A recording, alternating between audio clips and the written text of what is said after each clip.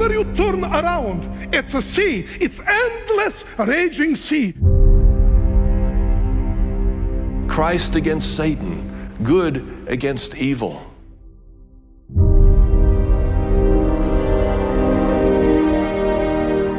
We're about to discover the last deception of Earth's history.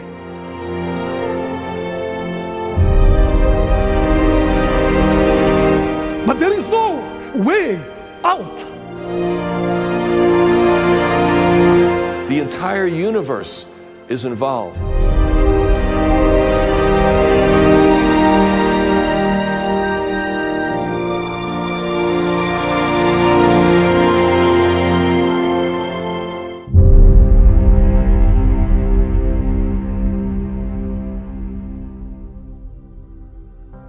My dear brothers and sisters, I'm so excited to be here, and I am thankful for this beautiful opportunity to invite you to join our first biblical symposium on final events with the theme, What's Next? What's next? This is a relevant question. As you know, we are living in exciting times. Better said, we're living in very challenging times. Times of uncertainty, times of chaos, times of fear and despair, times of destruction. We have fires here in the West and hurricanes back in the East, and we're surrounded with a worldwide pandemic. We're going through a health crisis, an economic crisis, a political crisis. We are living during very challenging times. What's next? To answer this question, we need to go to the Word of God because God does have the answer. And I'm so glad that from the comfort of your home, you are choosing to join us and watch this biblical symposium.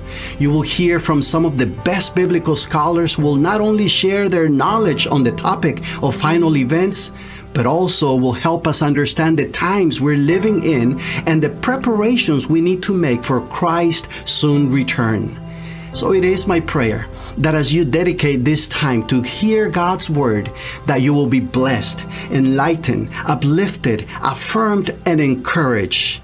Maranatha, Jesus is coming very soon. Welcome. We count it a privilege that you have joined us tonight for this presentation. This is the Central California Conference's Symposium on Final Events. Tonight, I'm excited for the topics ahead of us, but I'm saddened that this symposium is drawing to a close. Can you believe it? What a week we've had. We started the first weekend with Dr. Renko Stefanovic. If you knew and missed those presentations, please go back, start from the beginning, and work your way through. We've had marvelous presentations throughout the week, and here we are beginning the conclusion of this great symposium.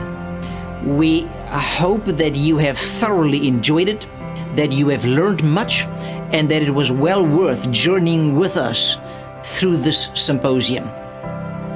Please share it with your friends, not just tonight's presentation, but all the presentations thus far.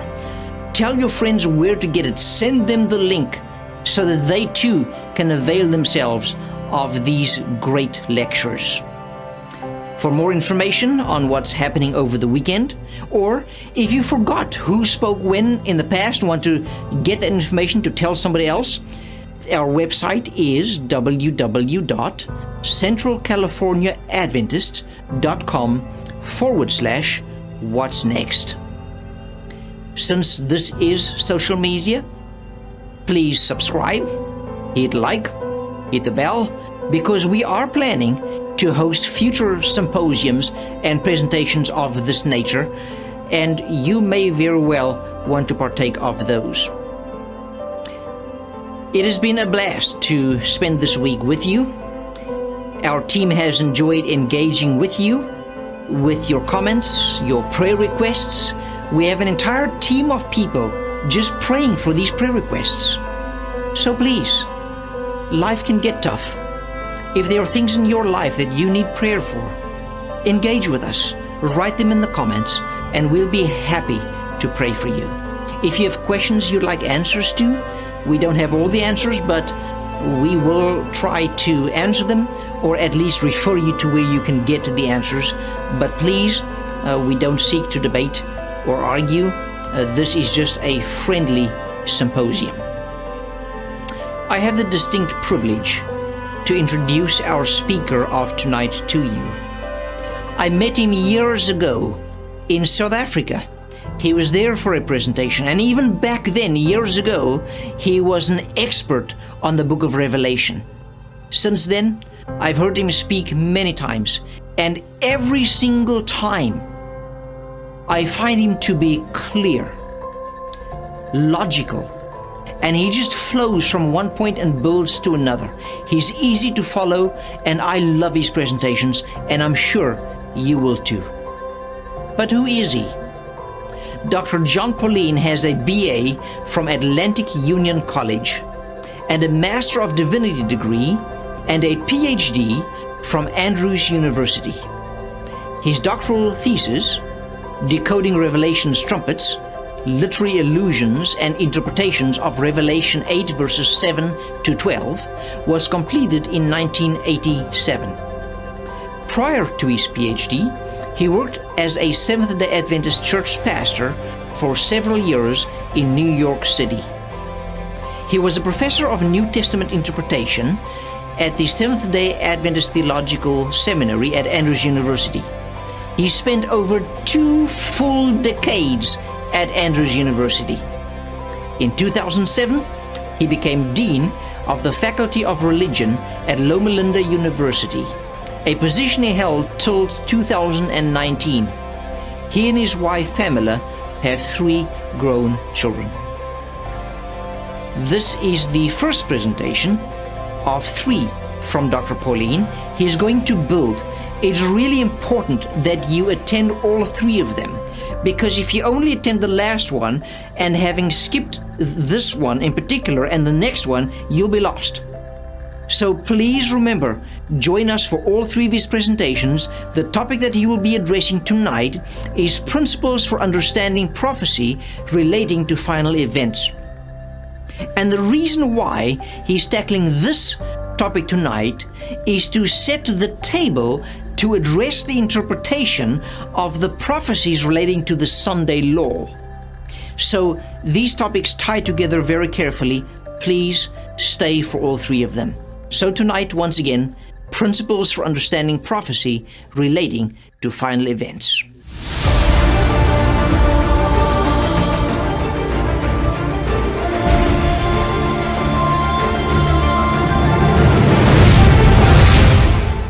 This is the first in a series of 3 presentations on the concept of Sunday laws in prophecy as part of the Central California Conference Prophecy Seminar Series. And so I'd like to begin by noting that this is a very popular Seventh-day Adventist belief. In fact, it's since COVID-19 that I've become aware how popular it is, because I've been able to do Zoom sessions with places like Bahamas, Malaysia, Philippines, Indonesia, Europe, etc. And I'm finding, particularly outside the Western world, the number 1 topic right now is Sunday laws in Bible prophecy. And you might wonder why that would be. Some people are even telling me that's true in North America, at least in many of the local churches. And I think the reason that it's become kind of the number 1 topic is that I think it's seen as a key sign of the end, perhaps the sign of the end. Many signs of the end are, shall we say, a bit ambiguous. For example, the gospel will be preached to the whole world and then the end will come. Sounds pretty clear, but how will you know that the gospel has been fully proclaimed in your own neighborhood, much less in the rest of the world? But the idea of a Sunday law passed in a specific governmental building, the House of Congress in the United States, that is a measurable, clear statement of something to look for. And people say, when that comes, I will know that the final events are getting near. And in fact, in the general understanding, it's not just Sunday laws in the United States, but worldwide. And that what happens in the United States will trigger the rest. So that's what I'm discovering as whatever topic I speak on, that's the question that people always want me to come to in the end. The problem is, though, fixing on such a detail when you have the whole ocean of Scripture to study can result in quite a bit of imbalance. And so I thought that taking a careful look at this topic, first of all, taking a look at the biblical principles that we find in prophecy. Sunday laws are unfulfilled prophecy as of yet, and in the Bible, studying fulfilled prophecy to see how God moves from prophecy to fulfillment will help us have the right response to unfulfilled prophecy when the time comes. So we'll begin with some prophetic principles in this session. In the session to follow, we'll take a look at the key biblical text, which is Revelation 13 and verses 13 to 17. And then in the final presentation, we'll look at the key statements in the writings of Ellen White, the Spirit of Prophecy, and see exactly what it is she said about the biblical text and about the topic, and draw some conclusions from there. As we begin, though, I want to just share with you one important background, and that is the difference between a believer and a scholar. You see, I'm both of those. I'm a believer. I believe in the Scriptures. I believe in the Seventh-day Adventist Church and its mission. I believe in the writings of Ellen White, and I believe that God used her. And as a believer, you make certain commitments, even though you may not have absolute proof. You may not have 100% evidence for everything that you believe. Believers make commitments. The job of the scholar is to be constantly testing the evidence for those commitments and seeking to improve on things, seeking to make things clearer, seeking to better understand the biblical text. Now, a good example is Uriah Smith in Revelation 13. As Uriah Smith laid out Revelation 13, he saw some of it in the Middle Ages and some of it at the end of time. I'm not sure that he actually carefully looked at the biblical text itself, but seems to be operating more from the way Seventh-day Adventists were thinking at the time. Well, when the General Conference had a Daniel and Revelation committee back in the 1980s, they asked me and others to help them study these issues, and we discovered that in Revelation 13, there's a shift of tenses between past and present and future. And when you study the passage in the light of the Greek text, you discover that the kind of shifts that Uriah Smith made actually do work in the text. But now we have a stronger biblical foundation for what we may have believed in the past. And so I think it's very important that to remember that as scholars, we may test and question things, not because we don't believe them, but because it's important to have the soundest arguments and the best understanding we possibly can. And as Ellen White herself said, if we've made some mistakes, it's time that we knew them. So we're going to do some scholarly work, but from the perspective of desiring to support an appropriate belief. So one thing that we've mentioned already is that we need to attend to unfulfilled prophecy. This is an unfulfilled prophecy, Sunday laws, the whole concept of the idea. How are you going to go from the prediction to the fulfillment? I think it's critical that we test the way we read these texts by how the Bible shows fulfilled prophecy to work. And I've done this work in the past, and if you're interested in much more detail than I can give you today, you can go to my book, What the Bible Says About the End Time. The entire book is, in a sense, looking at the biblical evidence for these principles, and I summarized them and updated them about 10 years after in chapter 2 of the book, The Deep Things of God. So you can get some of the depth there, but I'm going to give you just a quick overview of 8 principles of biblical interpretation drawn from fulfilled prophecies in the Bible. Now, the first of these is that God is consistent. Seems obvious at first glance, but that's sort of the foundation of prophecy. Prophecy works because God is consistent. What God says, he will do. What he does, he will do again. As it says in Malachi, I am the Lord, I do not change. So at the foundation of prophecy is the sense that God is consistent. We can count on him to do what he says and also repeat what he has done in the past. But there's an interesting second principle that seems to go a bit against the grain, and that is that God is not always predictable. God isn't always predictable. In other words, not everything that God says he will do, he in the end does. Classic example, the book of Jonah. God says, 40 days, Nineveh will be destroyed. No conditions stated, no challenges there. Message is clear, prophet gives the message, 41st day comes, Nineveh is still there. And the prophet himself is upset with God because he realizes that when God makes a negative prediction, God is so merciful that if the conditions change, God will change with the situation. God loves his creatures, does not desire anyone to be lost. And so God will do all in his power not to carry out negative judgments when they occur. I think of Romans 11, verses 33 and 34, where it says, "Oh, the depth of the riches and wisdom and knowledge of God! How unsearchable are his judgments, how inscrutable his ways. For who hath known the mind of the Lord, or who has been his counselor?"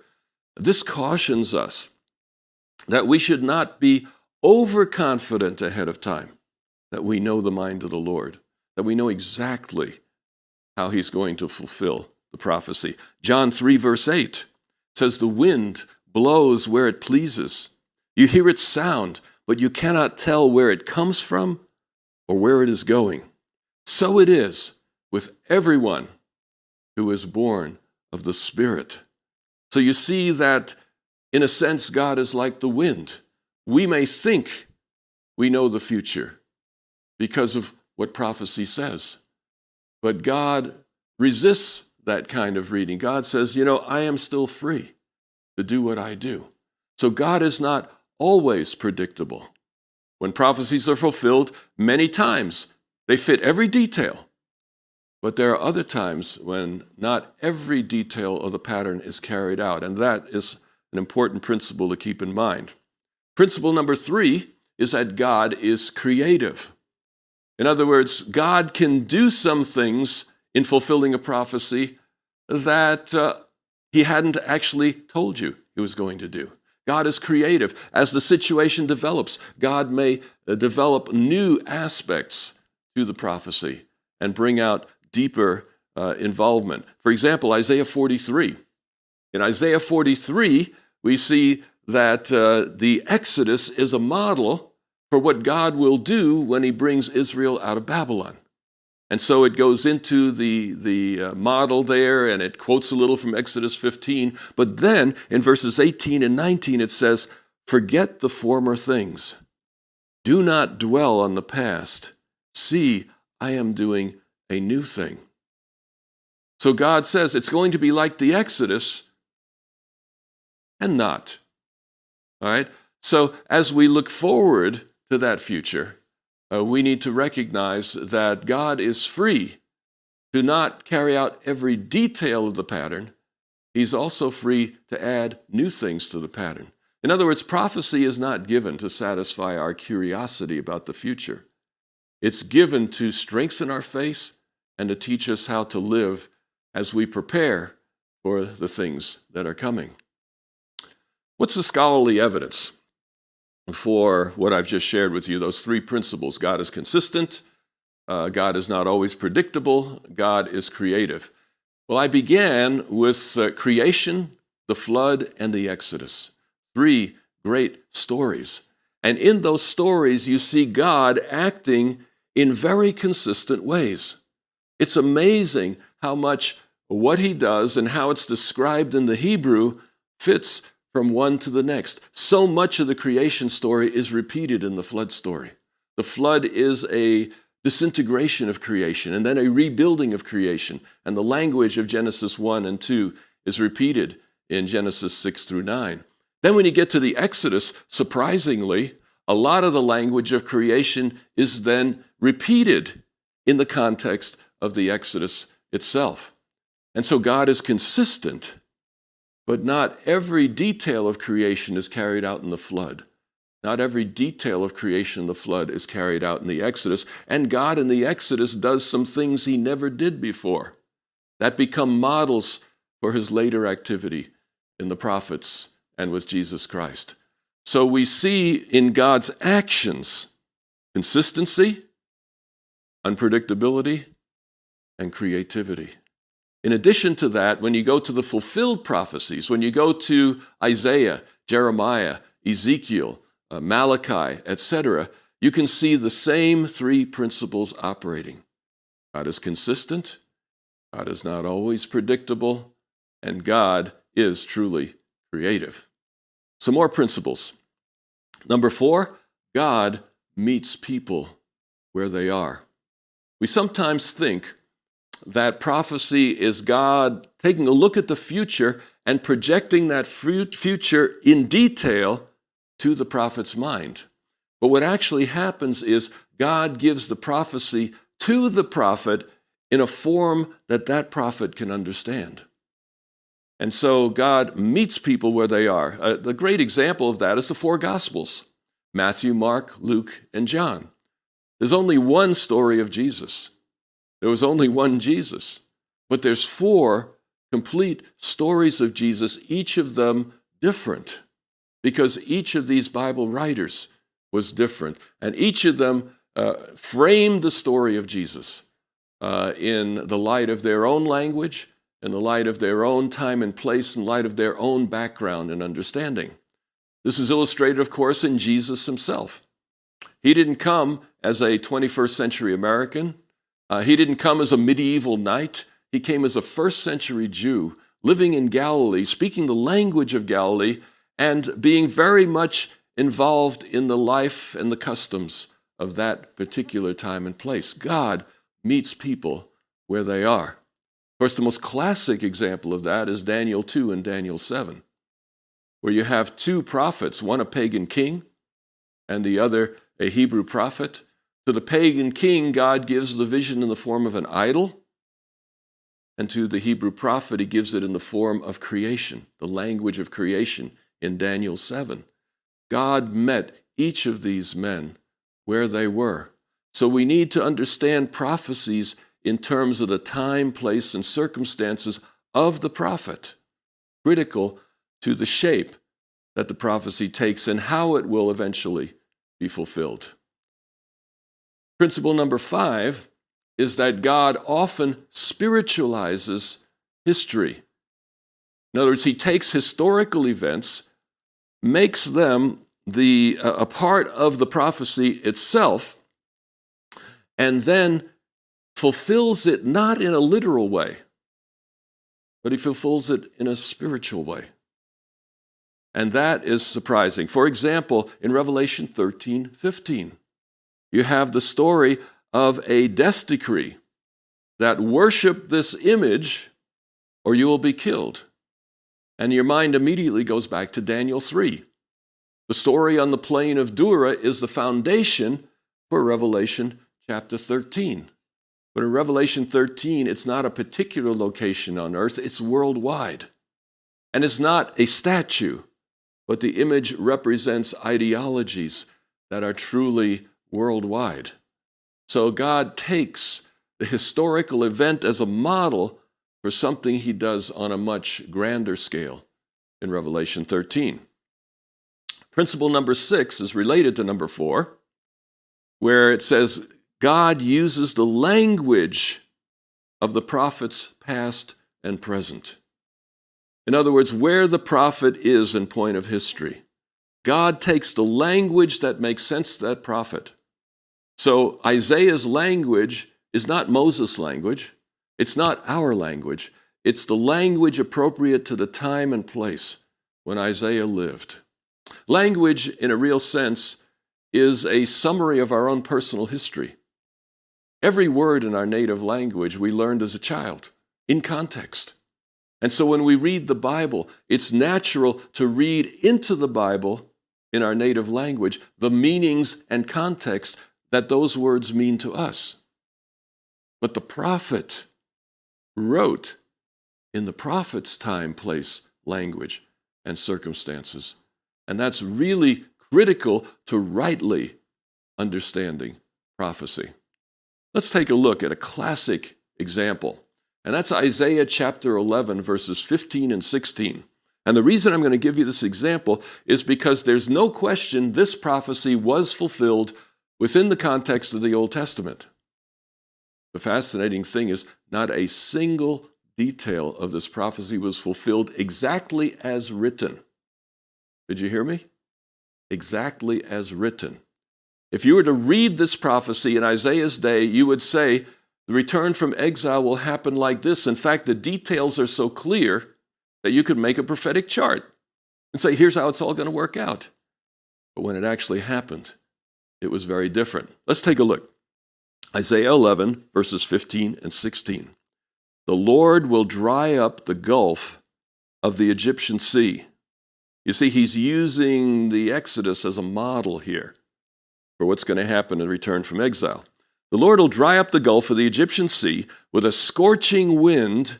He will sweep his hand over the Euphrates River. He will break it up into 7 streams so that men can cross over in sandals.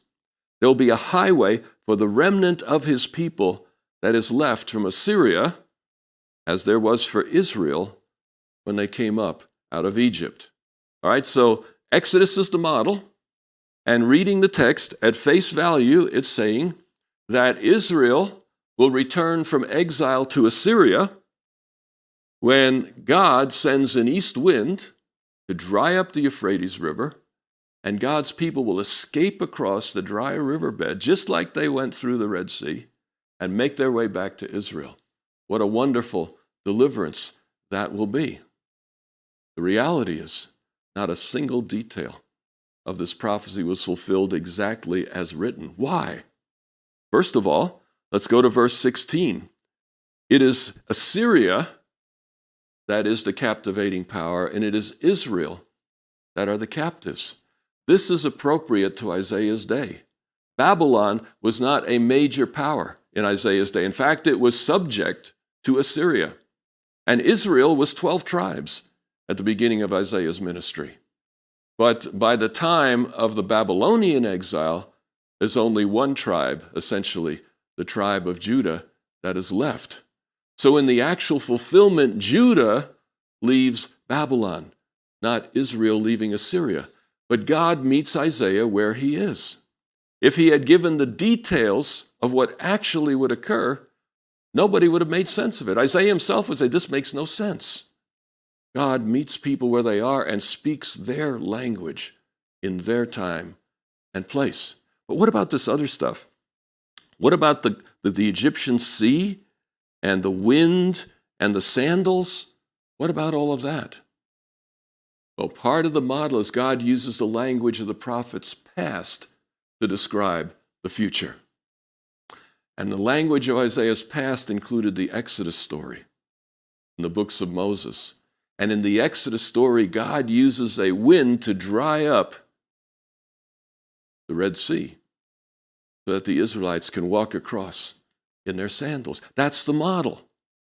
And he gives it to Isaiah as a model because that's part of his construct, part of his world, to foresee the future. But was it a wind that dried up the Euphrates when the people of God were delivered by Cyrus? No, it was Cyrus' engineers that dried up the river.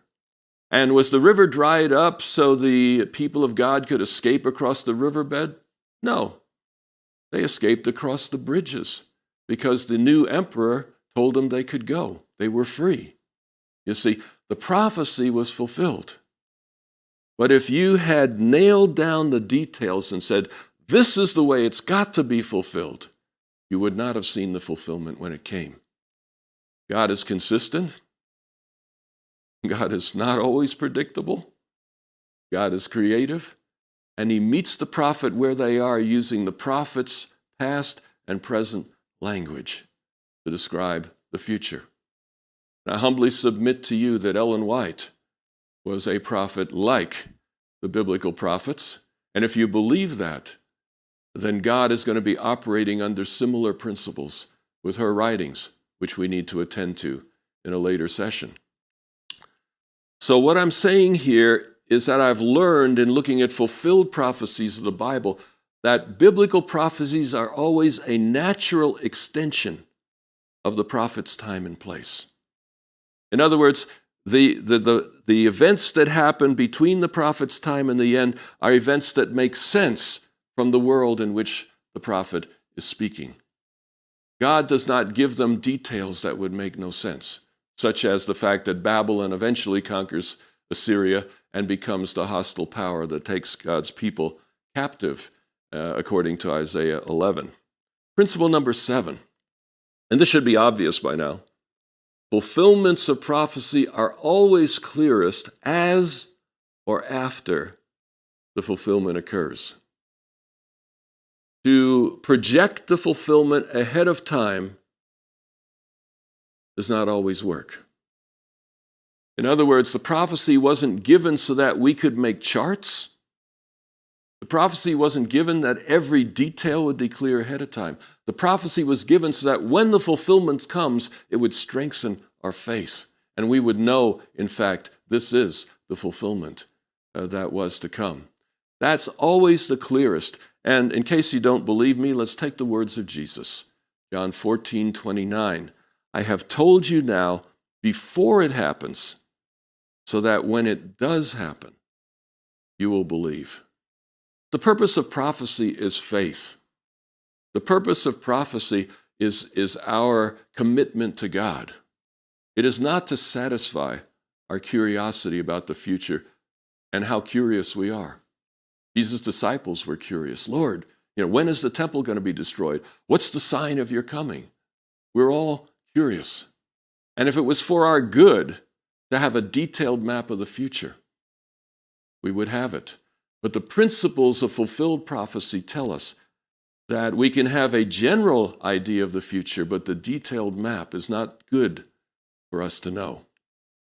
Finally, the difference between apocalyptic and classical prophecy. 2 types of prophecy have been identified in Seventh-day Adventist study of the prophecies. Apocalyptic prophecy is like Daniel 2 and Daniel 7. Often comes in visions, and those visions are often symbolic visions, and they produce a series of events from the prophet's day to the very end. Apocalyptic tends to be sequential. It has more clarity when it comes to the far future than classical prophecy does. Classical prophecy, on the other hand, is like Isaiah, Hosea, Matthew 24, and similar Bible books. And classical prophecy is when God speaks very much within the immediate future of the prophet. It may have implications for the far future, but God is addressing the prophet in a specific time and place, describing that end in the context of the prophet's immediate future. So classical prophecy tends to be conditional, which means that not everything God says will happen because the conditions may change. In Last Day Events, page 38, Ellen White herself says, it should be remembered that the promises and threatenings of God are alike conditional. That's one reason you can't predict on the basis of prophecies, because prophecies are usually conditional. There are some aspects of apocalyptic prophecy that are not conditional, like the second coming of Jesus. But many aspects of Bible prophecy, especially classical prophecy, are conditional, just like Jonah, once again. No hint that it's conditional, but clearly it was. And when the Assyrians repented, God said, good for them. I'm not going to carry out the judgment that I had predicted. So classical prophecies are conditional, and they're concerned with the immediate setting and the near future of the prophet. This, I think, will be very important for us when we take a look at what Ellen White has to say. It'll also be important for Revelation 13 because Revelation was given in the time, place, language, and context of a first century writer. Revelation was not given in the 21st century with our language and our way of thinking and talking. So to rightly understand both Revelation 13 and the predictions of Ellen White, we need to be very much aware of the principles of prophecy that we find when we look at fulfilled prophecies in the Bible. So let me summarize. And there you see it on the screen. God is consistent. God is not always predictable. God is creative. God meets people where they are. God spiritualizes history. God uses the language of the prophets past and present to describe the future. You need to know the language of the prophets past and present to rightly project the future. The fulfillments are clearest as or after they occur. And remember the distinction between classical and apocalyptic prophecy. I think we will see when we get into Ellen White's writings that she was very much a classical prophet rather than an apocalyptic prophet in terms of the things she says about Sunday laws, as we will come to see. So it's good to have been with you. That concludes our first session, and we will move on in the next session to take the same principles of prophecy and apply them to Revelation chapter 13, which is the foundation text for the idea of Sunday laws in the earth's future. Thank you, Dr. Paulien, for that message. I cannot tell you how many times I have had to deal with situations where people simply apply a haphazard way of dealing with prophecies and as a result arrive at interpretations that are left field and right field and all over the place. So thank you, Dr. Paulien, for teaching us that when we deal with prophecy, we've got to follow clear biblical principles in interpreting them, and that those principles are in fact from the Bible. You truly have set the table for us moving forward to eventually get to applying these principles to the prophecies regarding Sunday laws. I'm sure that you would not like to miss that. So please invite your friends. Subscribe, like, hit the bell. If you would like to contact your friends or tell people about the symposium but forgot who the speakers were, where they had their degrees from, what degrees they have, what topics they spoke about, remember, all of that is available on our website at www.centralcaliforniaadventist.com/what's next. I'd like to thank you for being with us, not just today, but all week. And by the way, if you're new, please go back and look at all the presentations from this symposium, a symposium on final events. I'd like to invite you to join us tomorrow morning. We are going to have a panel discussion on the topic of the Sabbath, but perhaps not as you think. We're going to look at the Sabbath from very different perspectives as it relates to end times. Leading the discussion will be Dr. Daniel Govea, who has a Doctorate of Ministry degree from Andrews University. Joining him as fellow panelists will be Pastor Sandy Cologne. She was just recently commissioned. Congratulations, Pastor Sandy. She has a Master's of Theological degree from the HMS Richards Divinity School at Andrews University. Also joining them is Elder David Dean, who just got ordained last week. Congratulations to you as well. And similarly, he also has a Master's of Theological Studies degree from the HMS Richards Divinity School at La Sierra University. We so look forward to this discussion, broadening our horizons on the Sabbath. Following the panel discussion, we're going to have Dr. Jon Paulien present session 2 of his series on the Sunday Law. His topic will be the historical understanding of the Sunday Law. And once again, this builds to get us to his final presentation tomorrow night on the actual Sunday Law, a series you don't want to miss. So please join us again tomorrow night.